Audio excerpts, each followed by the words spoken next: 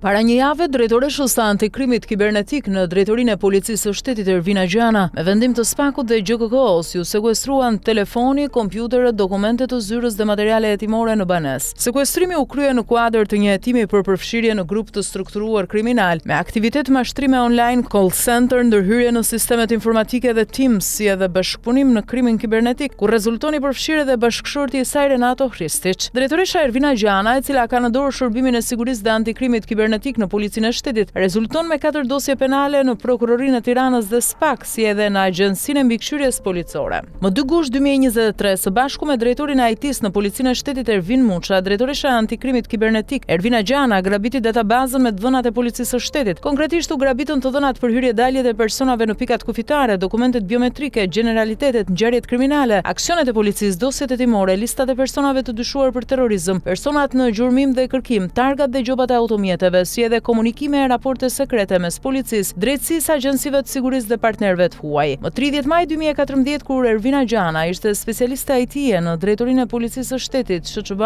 e kallëzoi në prokurori dhe e pezulloi nga detyra pasi kishte vjedhur hard diskun e kompjuterit zyrtar, ku ruheshin të dhënat e përsekrete. Megjithatë, përmes ndikimeve të caktuara, çështja penale ju pushua, ajo u rikthye në polici dhe më pas u emërua drejtoresha e antikrimit kibernetik. Madje drejtoresha Ervina Gjana u bë aq e fuqishme për shkak të ndikimit të klaneve mafioze, sa filloi të diktonte vendime edhe në kupolën e policisë së shtetit. Në muajin janar 2025, ndaj drejtoreshës së antikrimit kibernetik Ervina Gjana u depozitua një tjetër kallëzim në prokurorinë e Tiranës, por çështja u pushua në heshtje. Sekuestrimi i telefonit nga SPAK para një jave përbën rastin e 4 të hetimit ndaj saj. Në nëntor 2024, drejtori i policisë së shtetit Ilir Proda, me urdhër të klaneve mafioze brenda dhe jashtë pushtetit, e caktoi Ervina Gjanën drejtuese të komisionit që përzgjodhi 48 shefa komisariatesh. Ajo i përzgjodhi këta drejtues sipas preferencave të grupit mafioz ku bënte pjesë, ndërsa drejtori Ilir Proda vetëm firmosi emrimet pa guxuar të kryente asnjë verifikim apo ndryshim.